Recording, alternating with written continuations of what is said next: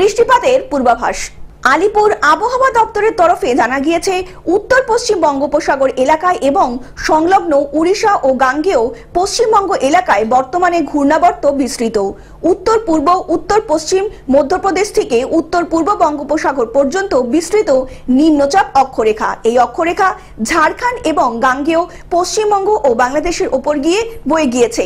মৌসুমী অক্ষরেখা রাজস্থানের বিকানের, রাঁচি এবং দীঘা হয়ে দক্ষিণ পূর্ব দিকে উত্তর পূর্ব বঙ্গোপসাগর পর্যন্ত বিস্তৃত। এদিকে বঙ্গে বৃহস্পতিবার পূর্ব ও পশ্চিম বর্ধমান, বীরভূম ও মুর্শিদাবাদে ভারী বৃষ্টির পূর্বাভাস রয়েছে।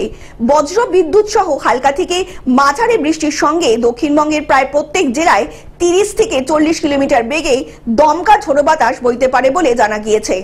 Bureau report, globe news. এখন থেকে গ্লোব টিভি দেখুন আপনার স্মার্টফোনেও। গুগল প্লে স্টোর অথবা অ্যাপল স্টোর থেকে ডাউনলোড করুন গ্লোব টিভি লাইভ অ্যাপ। এছাড়া জিও টিভি অ্যাপ থেকে দেখুন গ্লোব টিভি লাইভ।